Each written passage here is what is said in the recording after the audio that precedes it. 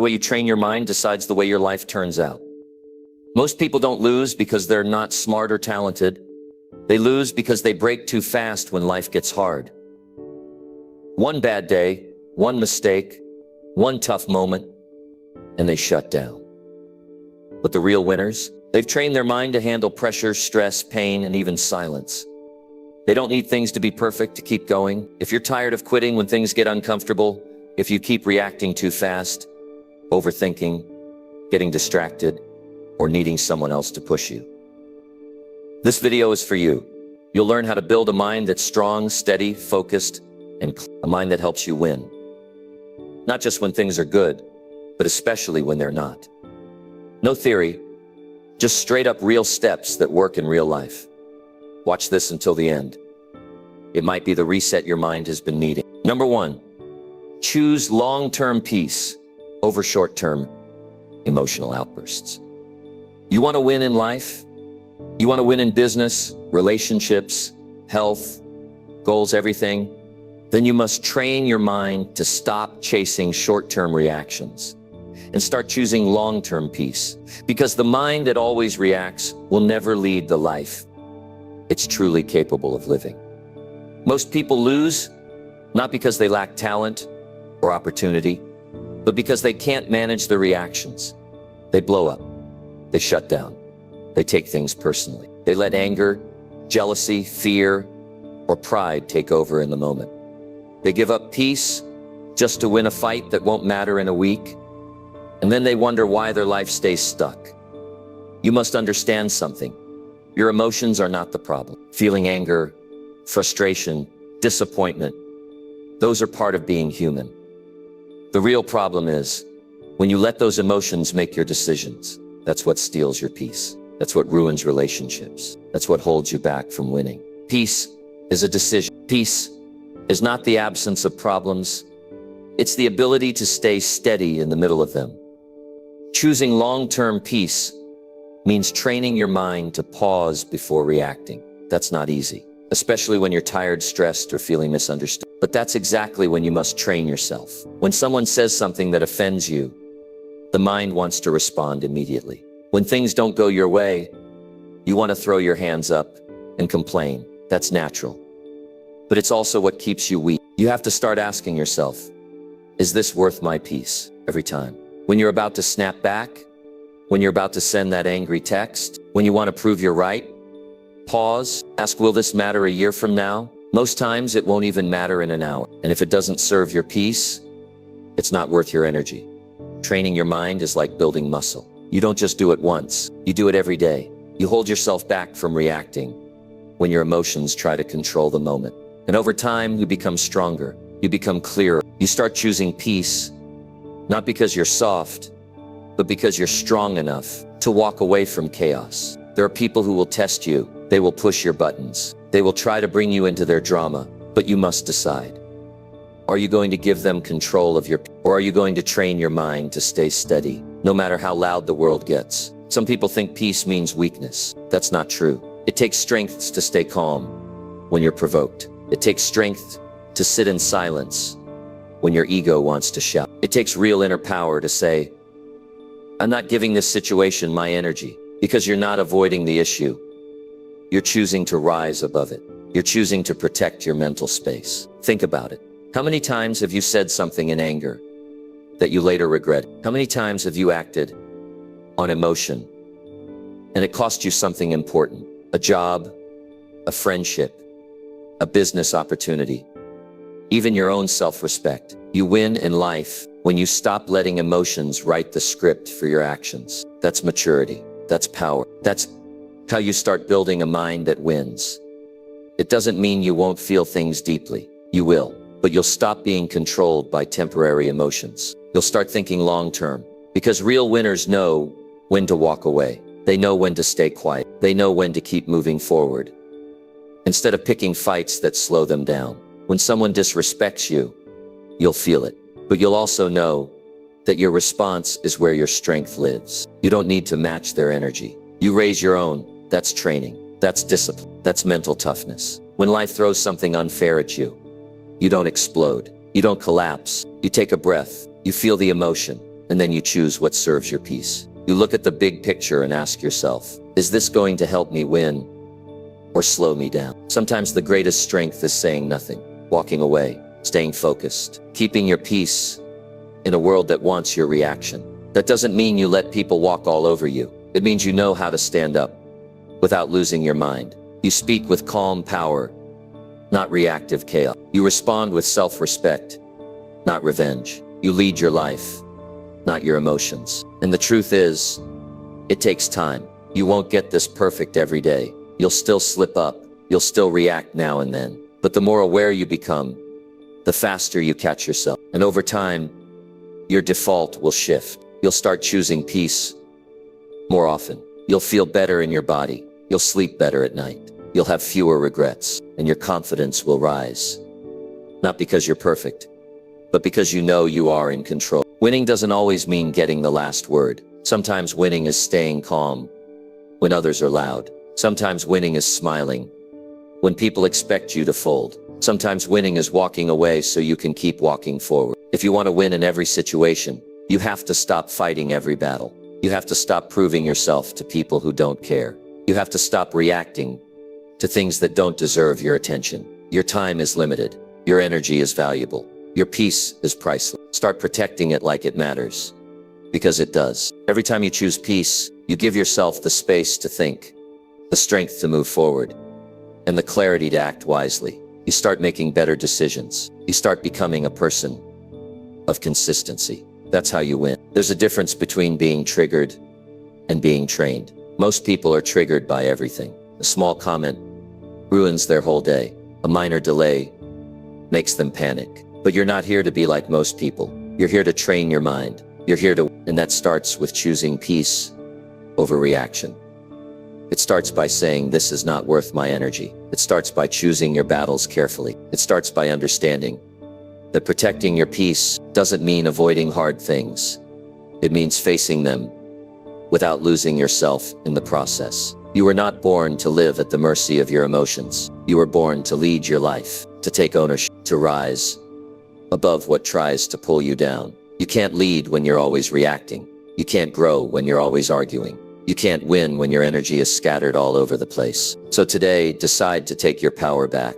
Decide to protect your peace. Train your mind to pause before reacting. Train your mind to ask, what outcome do I want here? Not what feels good for 5 minutes, but what keeps you aligned with who you're becoming.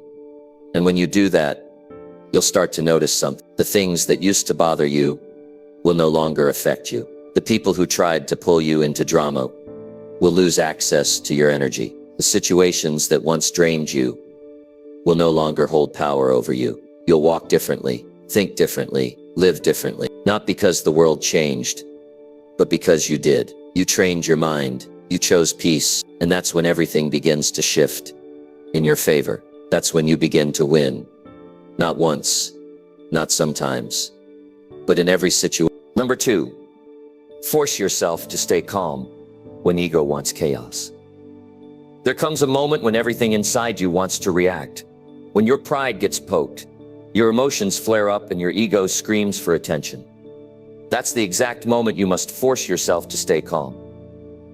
Not because it's easy, not because it feels good, but because your future depends on how you handle that moment. You see, ego doesn't care about what's right. It cares about being right. It doesn't care about growth. It cares about control. And if you don't keep it in check, it will push you to ruin things you've spent years building. Staying calm when ego wants chaos is one of the hardest things a person can learn. But it's also one of the most powerful. It means you've grown past the need to prove yourself. It means you value progress over pride. It means you're no longer willing to sacrifice your peace just to win an argument that leads nowhere. The ego thrives on conflict. It feeds off being the loudest, being the smartest, being the last one to speak. But the wise person sees through it. The one who's trained their mind knows that not every battle is worth stepping into. Some fights aren't meant to be fought. They're meant to be walked away from. Because chaos will always cost you more than it's worth. And let's be honest, chaos is tempting. The moment you feel disrespected, misunderstood, or challenged, something in you rises up. Do you feel heat in your chest? A tightness in your jaw? You want to defend yourself. You want to show them they're wrong. That emotional fire feels like power, but it's not. It's a trap. It tricks you into thinking you're standing strong, when really, you're handing over your control. Staying calm is not about pretending nothing affects you. It's about having the strength to slow everything down and say, this feeling is loud, but it doesn't get to run my life. When you do that, you separate yourself from the noise inside your head. You take your power back. Most people live their lives emotionally hijacked. Their days are controlled by reactions. One insult, one rude comment, one disagreement. And they spiral. They yell, they shut down, they say things they don't mean. And afterward, when everything calms down, they're filled with regret. But by then, the damage is done. That's what ego does. It makes you destroy in seconds what took years to build. If you want to rise in life, if you want to lead yourself with power and clarity, you have to master the moment when ego wants to take over. That moment where you want to raise your voice. That moment where you feel the urge to lash out. That moment where chaos looks like the only answer. You stop, you breathe, you hold the line. Because in that moment, staying calm is the real win. It's not a one-time decision. It's a daily practice. It's a habit of strength. And it must be built in the small moments, not just the big ones. When someone cuts you off in traffic, when a coworker takes credit for your effort, when your loved one says something hurtful, those are the training grounds. That's where you sharpen your discipline. That's where you say, my ego wants to react, but I'm going to choose self-respect instead. Ego wants everything to be personal. It wants you to believe every situation is about you. That if someone is rude, they must not respect you. If someone disagrees, they must not value you. But not everything is about you. People carry their own wounds. They react from their own fear, their own stress, their own pain. When you understand that, you stop making everything about your pride. Staying calm is not weakness. It's proof that your emotions don't own you. It's evidence that your mind is stronger than your mood. And once you start practicing this, you'll notice a change in how people respond to you. You'll earn respect without raising your voice. You'll be trusted in difficult situations. You'll be the one others look to when everything gets tense, because your energy creates clarity, not confusion. There will always be moments where your ego tries to take over. That won't go away. But what changes is how fast you recognize it. At first, you might catch it after you've already reacted. That's okay. That's part of learning. But with time and intention, you'll start to catch it in the moment. You'll feel it rising, and you'll say, not this time. That's when the breakthrough happens. That's when you stop being a slave to the chaos. That's when you take full ownership of yourself. It also means setting a higher standard for how you show up. You stop fighting for validation. You stop chasing applause. You stop needing to be the one who always wins the argument. You stop responding to every little thing that pokes at you. Why? Because you've got goals, you've got a future, you've got a life to build, and that requires focus, not chaos. When your ego tells you, you can't let them get away with that, you pause and ask, do I want to be right or do I want to be at peace? Because there's a difference. Being right feels good for a moment, but peace lets you keep building. Peace lets you keep thinking clearly. Peace protects your mental space, and that space is where all your best decisions come from. Ego is loud. Peace is quiet.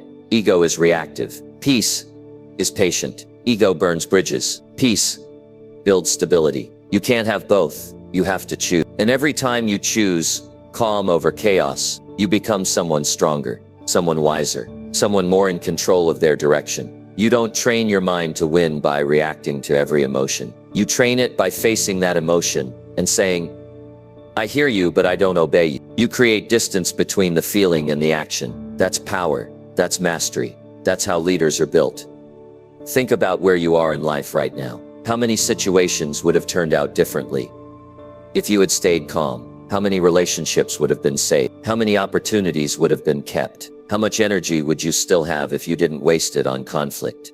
And now think about where you want to go. The next level in your life requires a new version of you, not a louder version, Not a more aggressive version, a more grounded one. A version that isn't shaken by everything. A version that doesn't need to win every argument to feel strong. A version that understands real power doesn't shout it, decides. Force yourself to stay calm when your ego wants chaos. Not because it's fun, not because you feel like it, but because your life is too important to be led by emotion. Your dreams are too valuable to be burned by temporary reactions. Your peace is too sacred to give away for free. You don't rise by feeding your ego. You rise by mastering your reactions. You rise by staying steady in the storm. You rise by choosing growth over drama.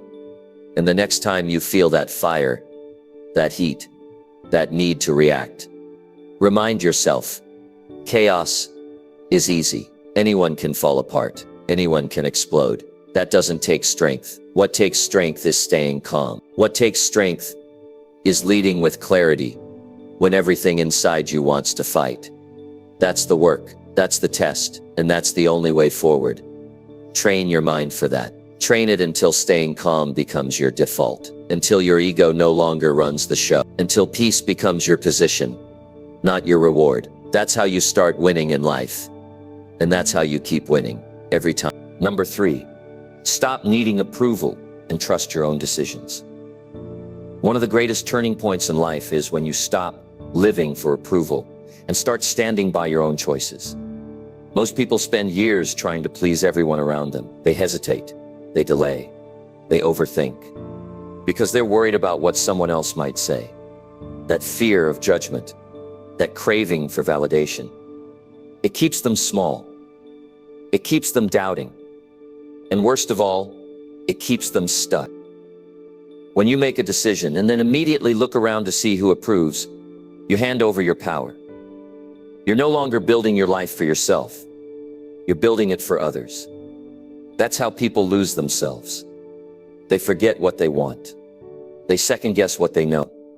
They change their path to avoid disappointing someone who's not even walking their journey. That's no way to live. Trusting yourself is not about always being right. It's about having the strength to move forward even when no one claps for you. You don't need a crowd to know your direction.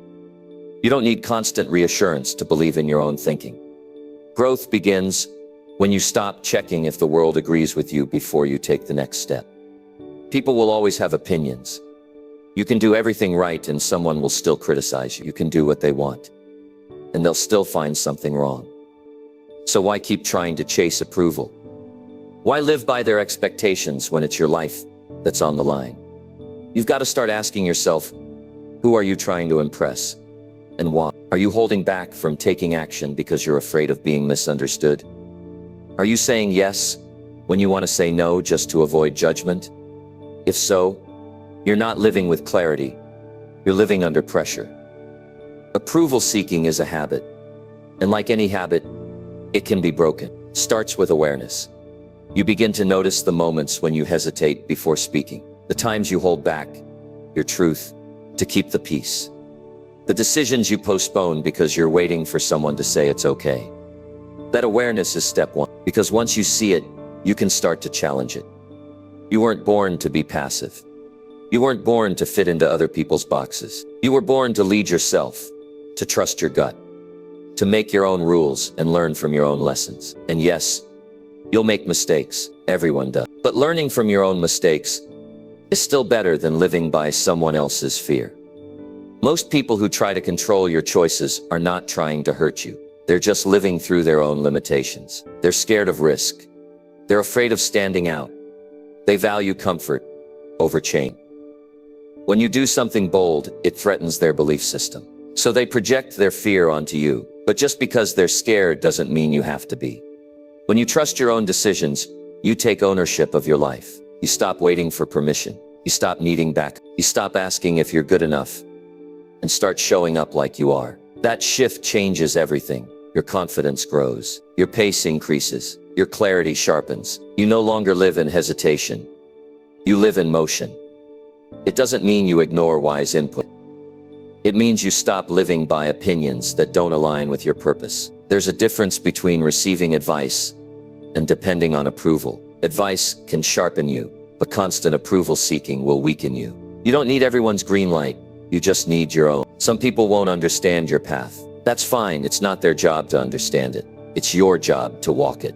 You're the one who has to live with your choices. You're the one who faces the result. So make sure the decisions you make come from your own standards, not from fear of being judged. When you stop needing approval, you stop chasing fake confidence. You no longer rely on someone liking your post, clapping for your success, or agreeing with your mindset. You become the one who validates your own effort. That's real power. That's maturity. That's freedom. It's not about being stubborn. It's about being grounded. It's about knowing what you want, knowing what you believe, and standing on it even if no one else gets it. The moment you stop needing everyone to like your path, you'll finally start walking it with full focus. You'll also notice this: the people who matter don't need you to shrink yourself for them. The people who respect you will admire your decisiveness. They won't be threatened by your independence. And those who are uncomfortable with your confidence were never meant to shape your future anyway. Every time you choose yourself without waiting for applause, you grow. You reinforce the message that your voice matters. You stop watering yourself down. You stop apologizing for being driven, focused, different. You stop explaining your choices to people who aren't qualified to lead your life. And that creates space. Space for creativity. Space for boldness. Space for real momentum. Because when you're no longer distracted by the need to be accepted, you finally have the mental energy to take meaningful action. You don't waste time wondering if your next move will be liked. You just take the step and adjust as needed.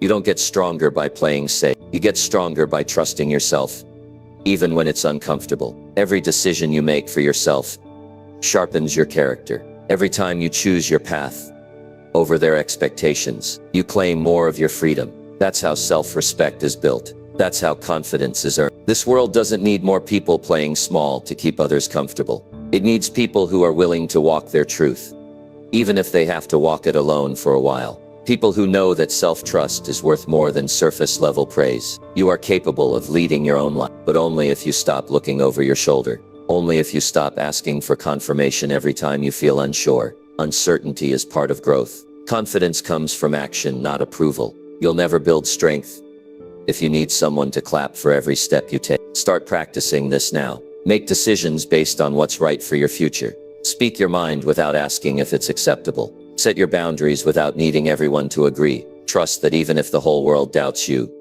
you can still choose yourself. You've got one life. Don't live it trying to win people over who don't even understand your vision. Build a life that reflects who you are, not who they expect you to be. Because when you stop needing approval and start trusting your own decisions, you'll stop living in fear and start living in power. Number 4, break your habit of thinking the worst too fast.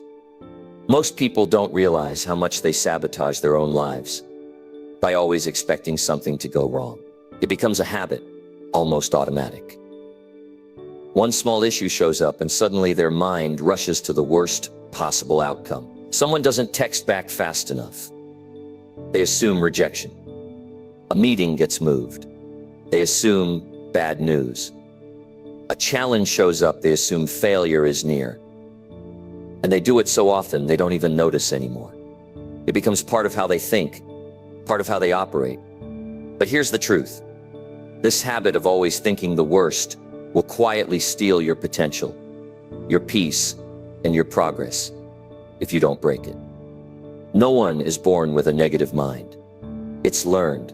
It's developed over time through repeated disappointments, criticism, fear, and comparison. Somewhere along the line, your brain decided that assuming the worst was a way to protect yourself. You thought, if I expect it to go badly, it won't hurt as much when it does. But what you don't realize is that even when things go right, you don't fully experience the good because you were too busy expecting the bad. So you live in a constant state of tension. Your body is tight, your sleep is light, your mind is tired, and the quality of your life quietly drops. Thinking the worst doesn't protect you, it drains you. It prepares you for something that usually never even happens. You're stressed over what might go wrong.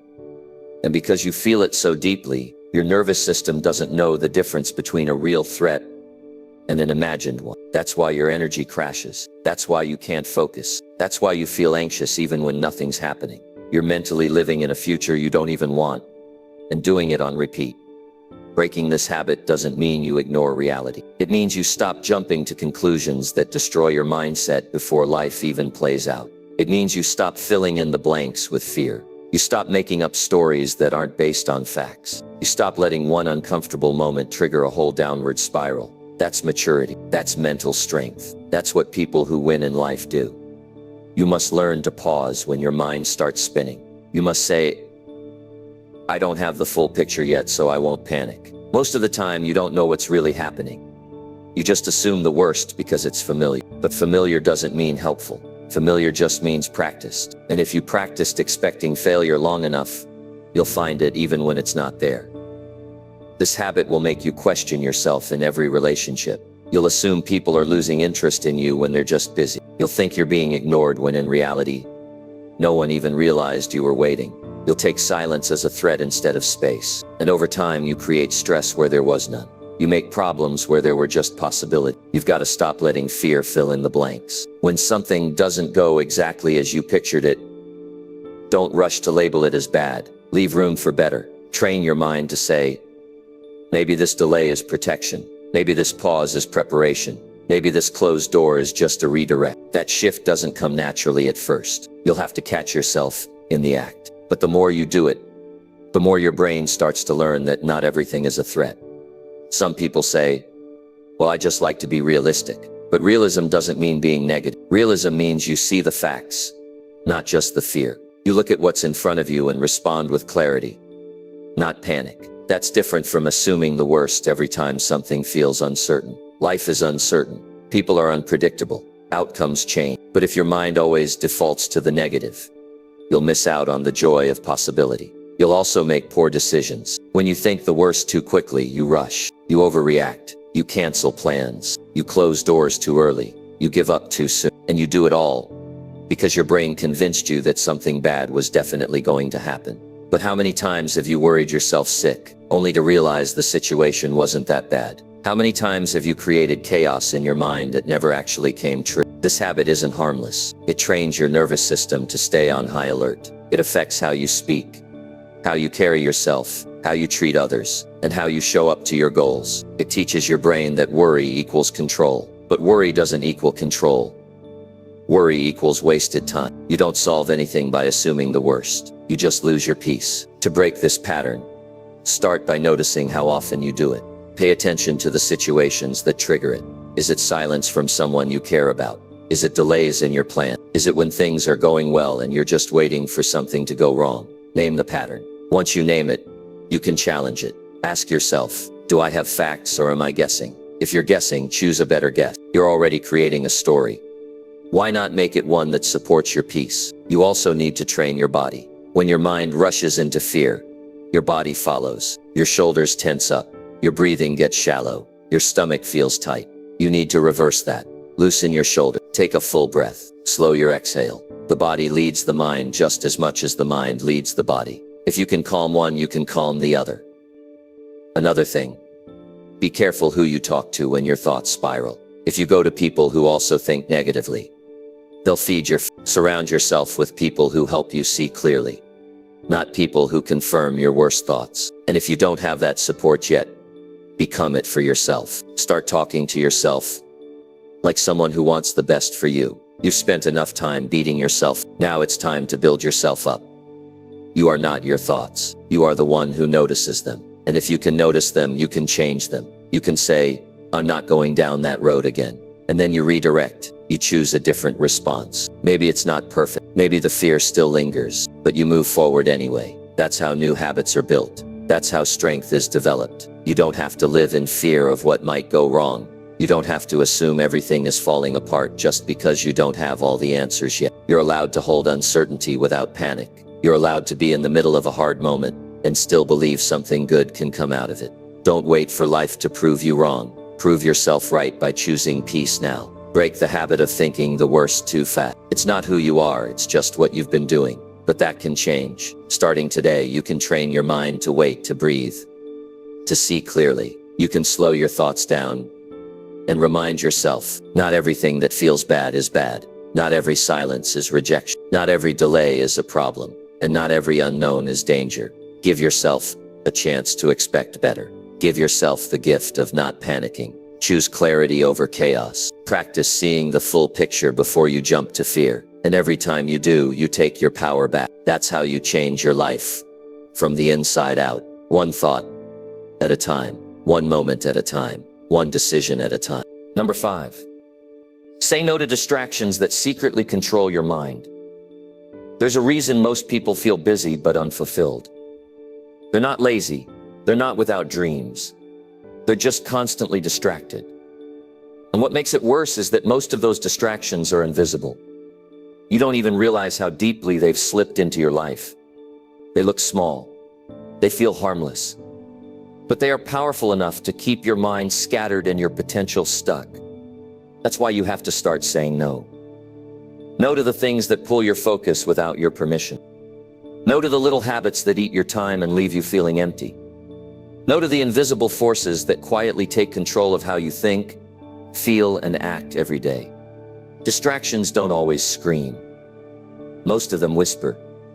They look like checking your phone just for a minute. They look like scrolling through updates when you should be focusing. They look like watching one more video to relax until it becomes 3 hours. They look like needing noise in the background because silence feels too heavy. And all the while, you tell yourself you'll get to the important stuff later. But later becomes never. Because every time you lose focus, you lose momentum.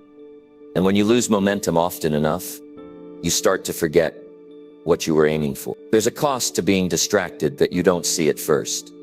It doesn't just take your time. It rewires your thinking. You start needing stimulation all the time. Your attention span shrinks. You can't sit with boredom. You can't focus for long. You avoid anything that feels too quiet, too slow, too real, and that's a problem. Because anything that matters, growth, discipline, healing, success, takes time, attention, and discomfort. But if your mind is trained to escape at every small discomfort, how will you ever break through anything? You must learn to recognize these distractions for what they are. Not entertainment, not relaxation, but control. They own your thoughts. They steer your emotions. They influence your decisions. You think you're choosing them, but they've already chosen you. They know your pattern. They feed your habits. And they make sure you stay where you are, comfortable, passive, reactive. It doesn't matter how strong your goals are. If your mind is constantly being pulled in 10 directions, you could have the best plan in the world, but if your attention is scattered, you'll never execute. And that's what these distractions do best. They don't just waste your time. They steal your clarity. You sit down to work, and suddenly you're thinking about something completely unrelated. You try to read, but your phone lights up. You want to be present, but your thoughts are somewhere else. Over time, this becomes normal. You start believing you can't focus, when really you've just never protected your focus long enough for it to grow. Start asking yourself the hard question. What am I letting in without permission? What habits keep me stuck in distraction? What do I reach for every time I feel bored, or anxious, or unsure? And when you identify those things, don't just reduce them, remove them. At least for a while. Your mind needs space to breathe again. It needs quiet to think clearly. It needs discomfort to grow stronger. But it won't get that if you keep numbing it with noise.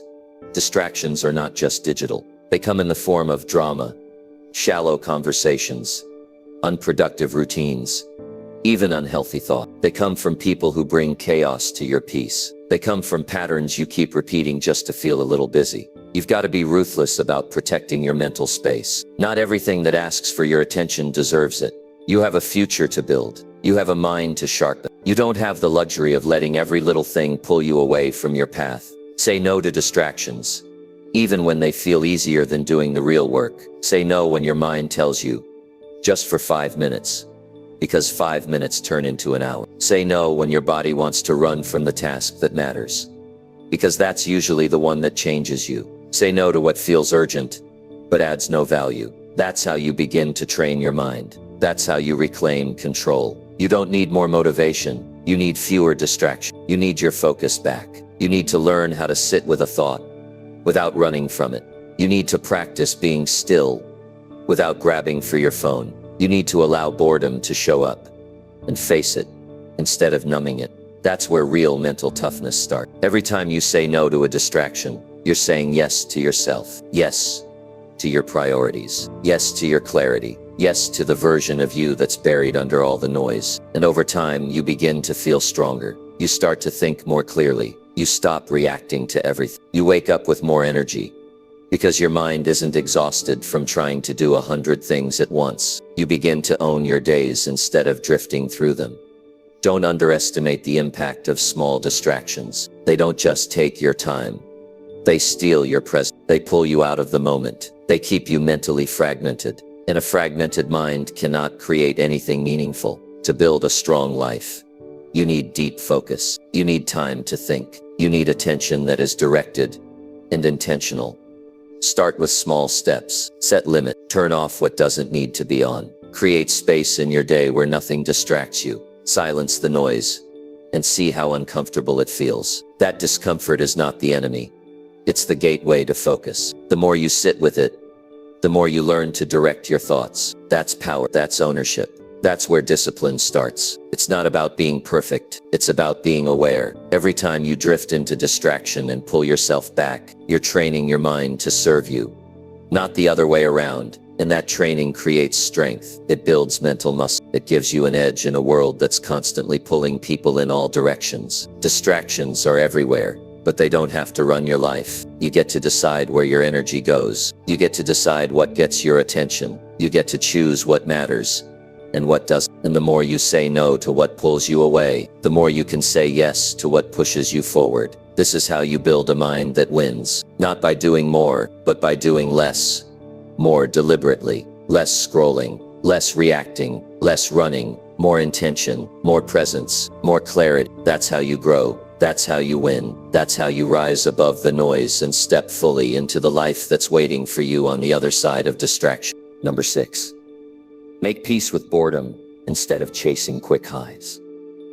Most people never reach their full potential because they can't sit still long enough to build anything meaningful. The moment boredom shows up, they run. Not physically, but mentally. They grab their phone, open another tab, check another app, look for something new to distract them from the stillness. They've trained their mind to chase stimulation, to expect something exciting every few minutes. And because of that, they can't focus, they can't finish, and they can't grow. They live from one high to the next, always needing something louder, something faster, something easier. But that constant craving kills discipline, and without discipline, progress is impossible. The truth is, boredom is not the enemy. It's a sign that your brain is slowing down, that you're entering the space where deep work happens. But most people never stay long enough to find out.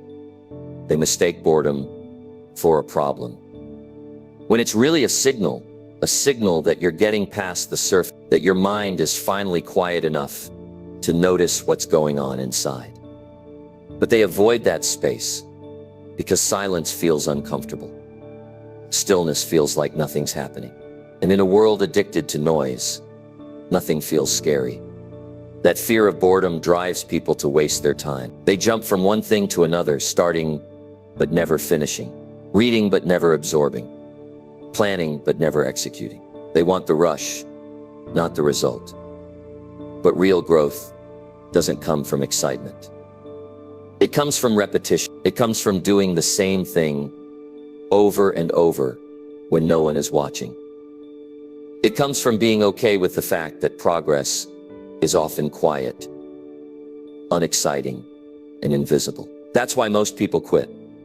Not because it's too hard, but because it's not entertaining.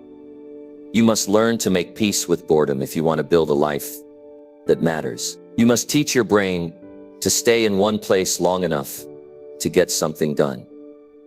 That means doing the work even when it's not stimulating. That means showing up when it's slow. That means writing when the ideas aren't flowing. Training when you don't feel inspired. Studying when your mind wants to wander. That's the difference between amateurs and professionals. Amateurs wait to feel excited. Professionals do it anyway. Chasing quick highs feels good in the moment, but they never last. The dopamine spike from a new video, a new message, a new scroll, it wears off fast, and the crash that follows leaves you more distracted than before. Then you need another fix, another moment of stimulation, and the cycle continues. But every time you feed that pattern, you weaken your attention span. You make it harder to sit with anything real. You train your mind to avoid discomfort at all costs. But here's the truth, no one wants to say. Success is boring, not all the time, but most of the time. It's doing the same core actions consistently. It's managing your time when no one's keeping score. It's doing the basics over and over until you get better. And that's not exciting, but it works. It builds mastery. It builds momentum. It builds something lasting. When you stop chasing quick highs, you begin to notice how powerful boredom really is. In the stillness, your thoughts become clearer.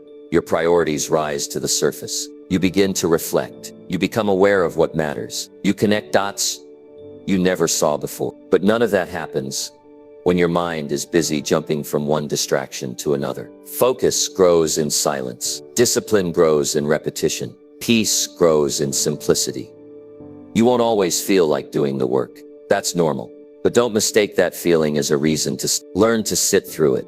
Learn to keep going even when nothing exciting is happening. That's the test. That's the real challenge. Can you keep showing up even when there's no reward yet? Can you keep going when everyone else gets bored and quits?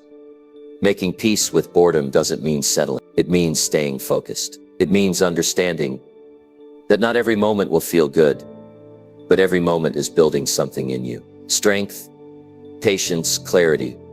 These things are built in the quiet, not the chaos. The more you practice staying with boredom, the stronger you become. Your mind sharpens, your tolerance for discomfort increases, and eventually you start to prefer depth over distraction. You start to enjoy the process more than the rush. You find pride in your consistency. You see the value in staying committed. Something powerful happens. You stop needing constant excitement to stay motivated. You become self-driven. You become grounded. You build real confidence because you know you can stay the course even when the feelings fade.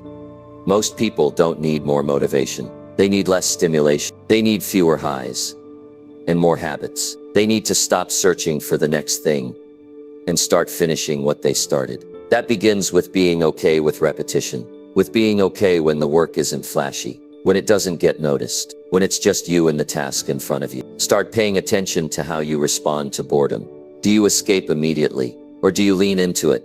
Do you look for something else to entertain you, or do you stay present? That small decision creates your future. Every time you stay, you build resilience. Every time you run, you delay progress. You teach your brain that discomfort means stop. But if you want to grow, discomfort must mean go. Go deeper. Go further. Go until something breaks.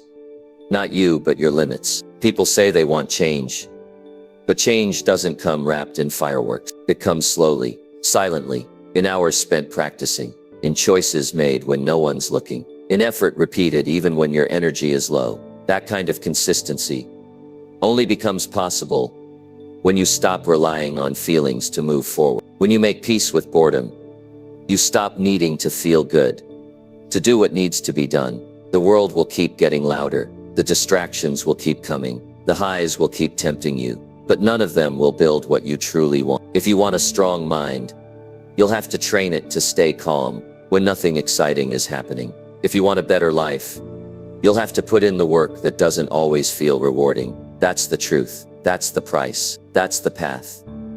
And you're capable of walking it. You're capable of doing the work without applause. You're capable of choosing long-term growth over short-term relief. But it starts with one decision: to stop running from boredom and start using it. Because in that still space, your real power starts to grow. In that quiet repetition, your future starts taking shape.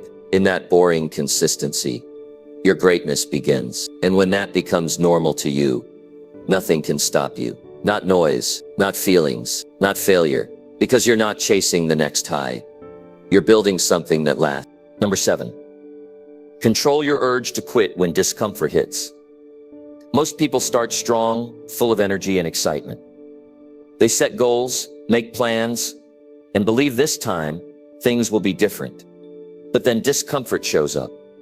Things get inconvenient. Results take longer than expected. Motivation drops, fatigue sets in, and slowly they begin to pull back. Not all at once, but piece by piece. Skipping one day turns into two. Cutting corners becomes a habit. The mind starts making excuses, and quitting begins to feel reasonable. What they once said they wanted now feels like too much. This is the moment that defines whether you grow or stay the same.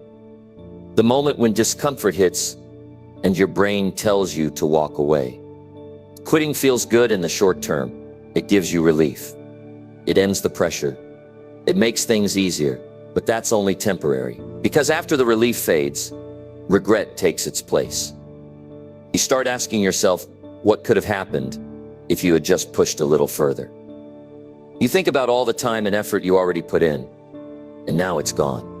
All because you let one hard moment decide for you. You have to learn to pause when you want to quit. Discomfort isn't a stop sign, it's a test. It asks, how bad do you want this? It checks if your goals are just talk or if they're real enough to fight for. Most people don't fail because they lack talent. They fail because they refuse to stay in discomfort long enough to get better. They leave when things stop feeling good. They exit when pressure shows up. But those who make it are the ones who keep moving even when it burns. Your mind is wired to protect you. The moment something feels hard, it tells you to stop. That's natural. But if you listen to it every time, you never build anything strong.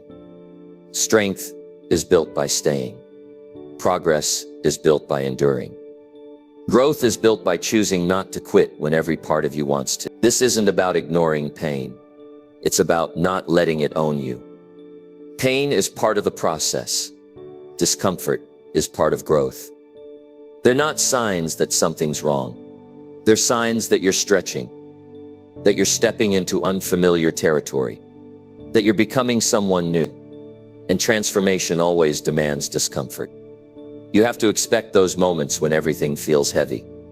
The early mornings, the lonely hours, the doubts that creep in. That's part of it. If you think progress will always feel good, you're not prepared for the real work. The real work is unglamorous. It's repetitive. It's tiring. But it pays off, only if you keep going. The problem is most people quit too soon. They're one more try away from breakthrough. One more rip away from strength. One more week away from seeing results. But because it hurts, they convince themselves it's not worth it. That's the trap. Discomfort lies to you. It tells you that you're not good enough, that it's not working, that it's time to give up. But those are just feelings, not fact. You got to train yourself to stay present when it gets hard, to breathe through the tension, to remind yourself that quitting will only bring temporary comfort, but long-term disappointment. The path forward is through. You don't skip discomfort. You face it. You let it shape you. You let it sharpen you. Start building that mindset now. When you want to stop, ask yourself, what would happen if I just kept going? Not forever, just one more round, one more set, one more day. Break it down. Make it small. Because most of the time, you don't need to be strong for a month. You just need to be strong for the next few minutes. And when you get through that, you're stronger for the next one. Control isn't about being fearless. It's about being aware, being able to say, yes, this hurt. Yes, this is hard. But no, I'm not backing down. That's what separates the average from the exceptional. The ability to stay in it, even when every part of you wants out. There will be times when your mind begs for comfort, when it tells you to rest when you haven't earned it, when it justifies quitting with logic that sounds smart, but you know better. You know your patterns. You know how often you've stopped before the result. And if you're honest, you know that regret always lasts longer than pain. So when that discomfort shows up, Pause. Don't react. Breathe. Ground yourself. Remember why you started. Remember what's at stake. You're not doing this just to feel good. You're doing it to change your life, to prove to yourself that you can be consistent, that you can show up no matter what. Every time you resist the urge to quit, you build resilience. Every time you keep going, you reinforce the identity of someone who doesn't give up. That identity becomes your anchor. It becomes your default. And over time, the hard things start to feel more manageable. You stop fearing discomfort. You begin to trust yourself. You realize that if you can handle this moment, you can handle anything. Discomfort will always visit you, but it doesn't have to control you. You get to decide what it means. You can see it as a reason to stop, or a reason to push harder. The choice is yours, and the outcome depends on that choice. Build your capacity to stay when it's hard. Stretch your limits on purpose. Train your mind to stay calm under pressure. Practice being uncomfortable. That's how champions are made. That's how leaders are born. Not in comfort, but in control. The ability to keep moving when everything inside you says, stop. That's real power. And once you have that, nothing can take it from you, because it's built, not borrowed, earned, not given. And it shows up everywhere in your health, your work, your relationship. Because once you know how to stay with discomfort, you know how to win. You know how to finish. You know how to rise. And that changes everything. Number 8.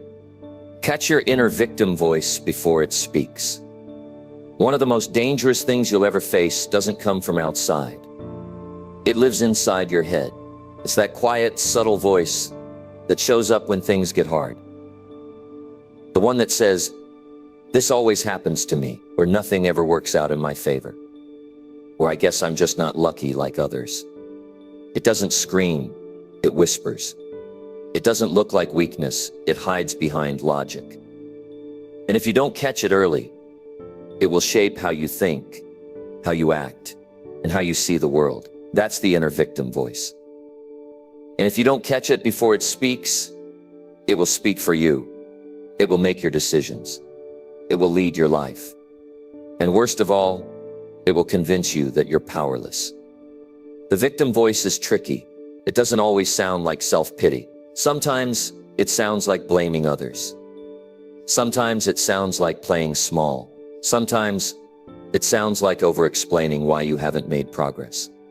It feeds you stories about how life is unfair, how people don't get you, how you're doing your best but nothing is changing. And slowly you stop looking forward. You stop taking responsibility. You stop moving. That voice wants you to believe that you're stuck because of something outside your control. It wants you to think that your circumstances have more power than your choices. And if you accept that story, even a little bit, it becomes your identity. You start repeating the same lines. You start finding people who agree with you. You surround yourself with others who also live in that space. And together you stay there. You talk about how unfair life is. You talk about what's missing. But you never talk about what you can actually do. Because doing would mean leaving that identity behind. And for some people, the victim role has become too familiar. It's become home. You must wake up to this early. You must catch that voice before it gets comfortable. You must learn to notice the shift. The moment your language becomes passive, your energy starts dropping. Your attitude gets bitter. That's the signal. That's the moment to pause and take back control. Because if you let it continue, it will start directing everything. And by the time you realize it, you'll be living a life that looks nothing like the one you once wanted. The truth is, you can't fully grow while carrying a victim mindset. You can't create real change while telling yourself that you have no power. You can't lead yourself if you're always waiting for something or someone to rescue you. Growth starts the moment you say, even if this situation isn't fair, I still get to choose how I show up.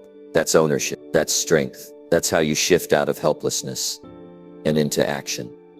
This doesn't mean denying your pain. It means refusing to be owned by it. Bad things happen. People lie.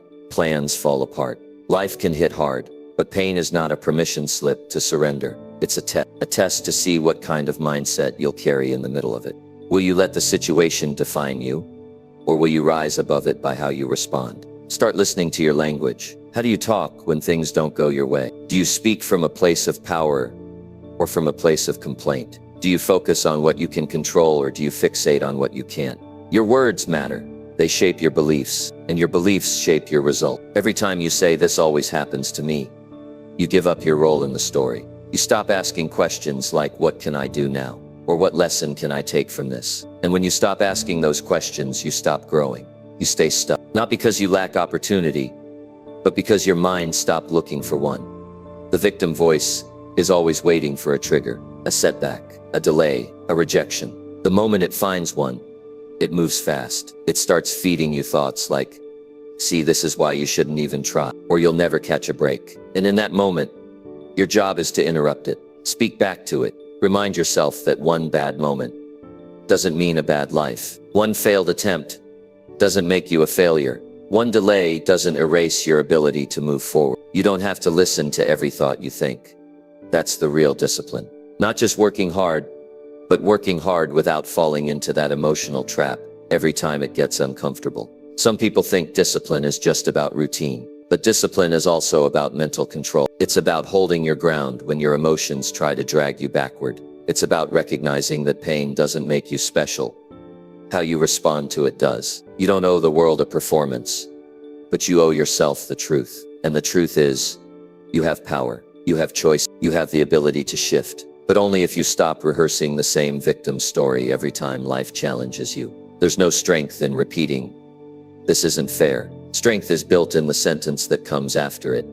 When you say, "But I'm still going to move forward." Catching the victim voice doesn't mean you never feel low. It means you don't live there. It means you feel the weight, but you don't wear it like an identity. It means you stop looking for someone to blame and start looking for one small action you can take. That's how you win. Not by being perfect, not by never struggling, but by refusing to hand over the steering wheel to a voice that wants to keep you powerless. You're not here to stay the same. You're here to grow, to lead, to build, to become. And none of that happens if you keep waiting for perfect conditions. You don't need more comfort. You need more clarity. You need to see that the victim mindset has no reward. It's just a cycle, a loop of emotions that keeps you from becoming who you could be. Start catching that voice in real time. The next time you hear yourself making an excuse or feeling helpless, pause. Ask yourself, is this voice helping me move forward or keeping me stuck? Then shift, change the thought, replace it with something useful. Maybe it's, "This is hard, but I'm not done." Or, "I didn't expect this, but I'll adapt." Or, "It hurts right now, but I'm still in control." You are stronger than that voice, but only if you choose to be. That strength is not something you wait for. It's something you decide on. You decide to take back your power. You decide to change the story. You decide to move forward even when part of you still wants to sit and complain.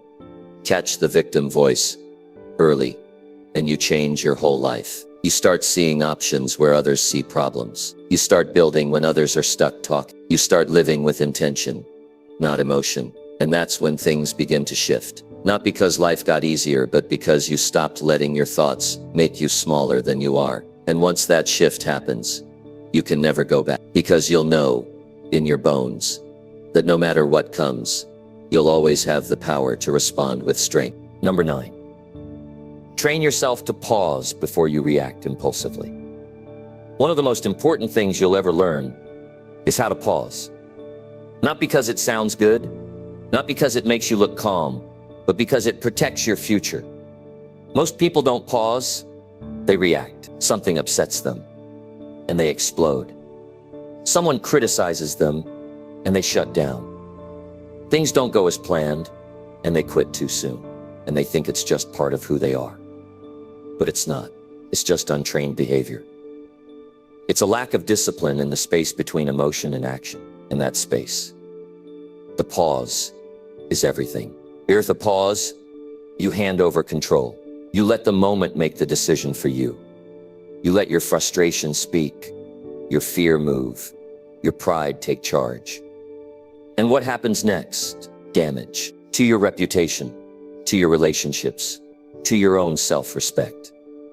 Because impulsive reactions feel good for a second, but they usually cost you more than they give you. And if you look back, you'll see it.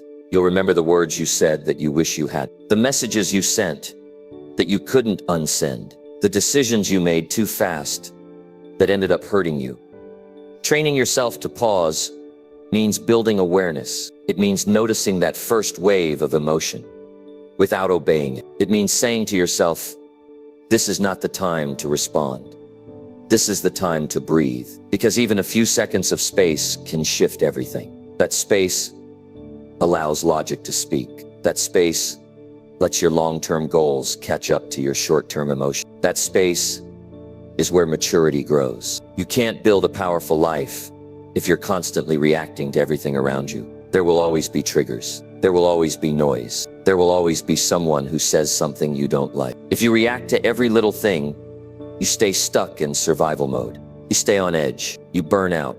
But when you pause, you lead. You step into the version of you that makes decisions based on clarity, not chaos. Think about the last time you reacted too quickly.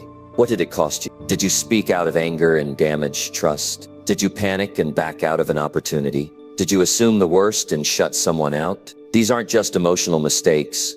They're moments where you let a temporary feeling make a permanent decision. That's danger. That's what keeps people from growing. And the worst part, they do it over and over. Without realizing they're repeating the same cycle. But once you become aware, you can change it.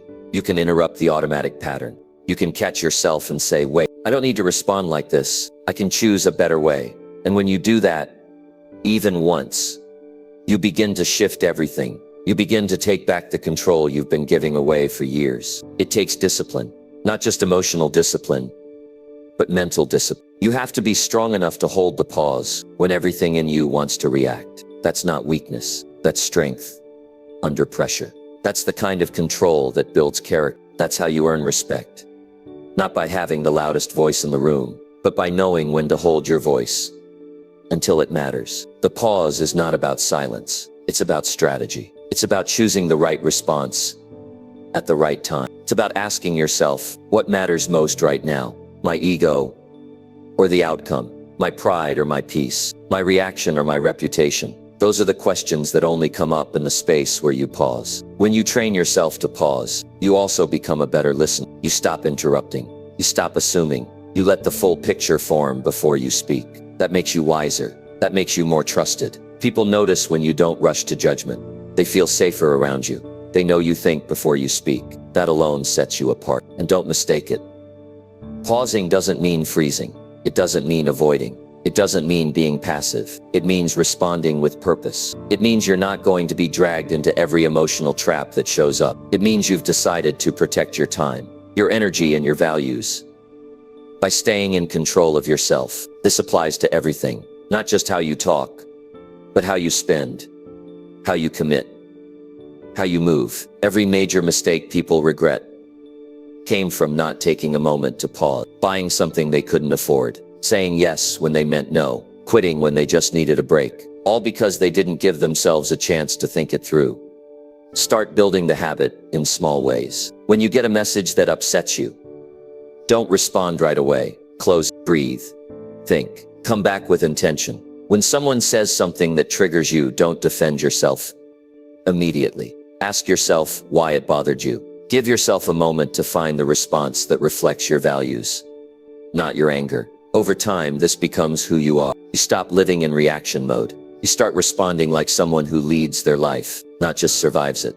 And when you look back, you'll see the difference. You'll see the moments where your pause protected you, where your pause helped you choose peace over pettiness, where your pause allowed you to keep your energy focused on what really matters. You don't need to be perfect. You just need to be intentional. And that starts with slowing down, with giving yourself just enough space to think clearly, with choosing to pause even when it feels uncomfortable. That's how you break the habit of impulsive living. That's how you start making decisions that align with who you want to become. So the next time your emotions rise and the urge to react takes over, don't give in. Pause. Breathe. Decide. Because in that moment, you're not just avoiding a mistake, you're building your character. You're proving to yourself that you are stronger than the impulse. And that's the kind of strength that changes everything. That's how you win. Not just once, but again and again. Because the person who controls their reaction controls their direction. And when you control your direction, you shape your life on your terms. Number 10, build mental discipline, even when no one is watching. The real test of your discipline isn't when the world is watching. It's what you do when no one's there to clap, when no one's keeping score, when no one's holding you accountable but you. That's when it matters. That's when it counts. Because when you're alone, that's where your true habits show up. That's where your mindset is exposed. And the question is simple. Will you still do what you said you would do, even when there's no recognition waiting for you at the end of it? Most people only stay consistent when there's pressure from the outside. They'll perform when it's visible. They'll show up when it's expected. They'll give their best when the spotlight is on. But once that spotlight fades, so does their effort. They slow down. They cut corner. They say no one will know, as if that's a valid reason to do less than they're capable of. But what they forget is this. Your mind always knows. And if you train your mind to quit when no one is watching, you'll start doing it even when it matters most. Mental discipline is not about showing off. It's about staying committed to yourself. It's about proving to your own mind that you can follow through, that you can stay steady, that you can honor your own word, especially when it's quiet. The problem isn't that people don't know what to do. The problem is they only do it when someone's watching. And that mindset is why they stay stuck. Because true growth comes from the work you do behind closed doors. It comes from the habits you build in silence. It comes from the consistency you maintain when there's no reward in sight. You have to ask yourself, what kind of person are you when no one's around? Do you still keep your standards high? Do you still finish the reps? Do you still do the work, even when there's no feedback, no applause, no validation? Because if you only act with discipline when someone else is involved, you haven't built real strength. You've built performance, and performance fades when the audience disappears. Mental discipline means holding yourself to a standard, even when it would be easy to lower. It means waking up on time, even if no one would know you slept in. It means sticking to your plan, even when no one's checking up on you. It means doing the right thing, not for praise, not for approval, but because you know it's what needs to be done. That's how discipline is built. Moment by moment, decision by decision, in the invisible spaces of your day. The reason most people don't develop mental toughness is because they rely too much on motivation. They wait to feel like it. They wait to be in the mood. They think they need someone else to push them. But motivation is inconsistent. It comes and goes. If your routine depends on how you feel, you'll never be consistent. You'll only work when it's easy. But real life doesn't care if you feel like it or not. It rewards those who show up anyway. So how do you build discipline when no one's watching? You start with structure. You decide in advance what needs to get done. You eliminate the emotional debate. You don't wake up and ask yourself if you feel ready. You do the task because it's on your list. You move with purpose, not emotion. That's how you teach your mind that your commitments matter. That's how you strengthen the muscle that says, I do what I said I would do, whether I want to or not. You also build discipline by cutting out the shortcuts. Stop rewarding yourself for halfway effort. Stop telling yourself you tried when you didn't give it your full attention. You know the difference, and your mind remembers it. Every time you let yourself off the hook, you weaken your internal standard. But every time you follow through, even in silence, you build trust with yourself. And that trust is the foundation of all confidence. People talk about success, but what they often ignore is the discipline it takes to build it quietly. It's not glamorous. It's not exciting. It's usually repetitive, uncomfortable, and unnoticed. But it's the invisible work that creates visible results. The early mornings, the late nights, the sessions where your body is tired, your mind is tempted, but you stay with it. That's what separates those who talk from those who execute. You have to stop looking for someone to push you and start pushing yourself. Because at some point, no one is coming to save you. No one's going to drag you out of bed. No one's going to make you study, train, write, focus. That's on you. And the sooner you accept that, the sooner you take full ownership of your growth. Mental discipline is also about how you speak to yourself. When no one's around to encourage you, can you encourage yourself when you feel like quitting? Can you remind yourself of your reason? Can you say, this isn't about now, it's about who I'm becoming? That internal voice matters more than any external motivation. And the stronger that voice becomes, the less you need outside pressure to stay consistent. It's easy to be strong when everything's going well. It's easy to stay focused when people are watching. But discipline is forged in the moments when quitting would be simple and acceptable. That's when you decide who you really are. That's when you draw the line. That's when you say, I'm not just doing this for the outcome. I'm doing this to become someone I can respect. And it's not just about big goals. It's in the small, quiet moments. Choosing water instead of junk food. Reading instead of scrolling. Finishing a task when you'd rather walk away. These choices look small, but they add up. They build your identity. They prove to your mind that you can be trusted with responsibility. And once your mind believes that, you become unstoppable. So stop waiting for someone to hold you accountable. Become the person who does what needs to be done, because it's part of who you are. Not just when it's seen, but especially when it's not. Build that level of discipline. Build that level of integrity, and you'll become the kind of person who doesn't just chase goals. You become the kind of person who follows through no matter what. When no one's watching, that's your training ground. That's where your foundation is built. That's where the quiet wins stack up and shape the kind of life you'll have tomorrow. And if you can stay consistent in those invisible moments, the visible results will take care of themselves. Because greatness doesn't begin in public.